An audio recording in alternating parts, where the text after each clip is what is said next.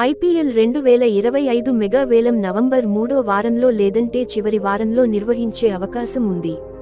అయితే అక్టోబర్ 31లోగా ఫ్రాంచైజీలు తాము రిటైన్ చేసుకున్న ఆటగాళ్ల జాబితాను ప్రకటించాల్సి ఉంటుంది. దీంతో గత సీజన్లో అదగొట్టే ఆటతీరుతో ఫైనల్ చేరిన సన్రైజర్స్ ఎవరెవర్ని అట్టిపెట్టుకుంటుంది, ఎవర్ని రిలీజ్ చేస్తుందనేది ఆసక్తికరంగా మారింది.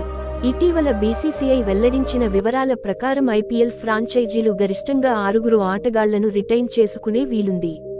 అయితే ఇందులో 5గురిని డైరెక్ట్గా రిటైన్ చేసుకోవడానికి, ఒకరిని రైట్ టు మ్యాచ్ ద్వారా వేలంలో తిరిగి దక్కించుకోవడానికి ఛాన్స్ ఉంటుంది.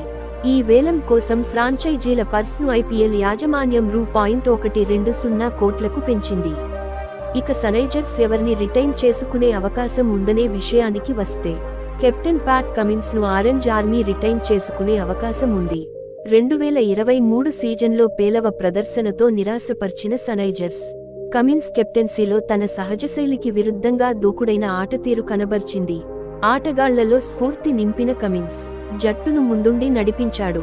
దీంతో కమిన్స్ను సన్రైజర్స్ రిటైన్ చేసుకుంటుందనడంలో ఎలాంటి సందేహం లేదు. సన్రైజర్స్ రిటెన్షన్ లిస్టులో ఖచ్చితంగా చోటు సంపాదించే అవకాశం ఉన్న ఆటగాడు ట్రావిస్ హెడ్. ఈ ఆస్ట్రేలియా ప్లేయర్ ఐపీఎల్ 2024లో 191 స్ట్రైక్ రేట్తో 567 పరుగులు చేశాడు. అభిషేక్ శర్మతో కలిసి గత సీజన్లో సన్రైజర్స్ బ్యాటింగ్ విభాగాన్ని దుర్భేద్యంగా మార్చేశాడు.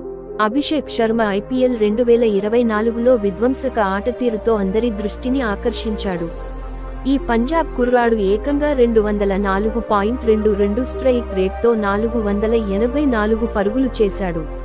కొడితే 4 లేదా 6 అన్నట్టుగా బ్యాటింగ్ చేసిన అభిషేక్ శర్మ ప్రత్యర్థి బౌలర్లను భయపెట్టడంలో హెడ్ను మించిపోయాడు. దీంతో వచ్చే సీజన్కు ముందు రిటైన్ చేసుకునే ఆటగాళ్ల జాబితాలో అభిషేక్కు కూడా చోటు దక్కే అవకాశాలు మెండుగా ఉన్నాయి. ఐపీఎల్ 2023లో సన్రైజర్స్ తరఫున రాణించిన ఏకైక బ్యాటర్ హెన్రిచ్ క్లాసెన్. 2024 సీజన్లోనూ క్లాసెన్ తనదైన శైలిలో దూకుడుగా ఆడాడు.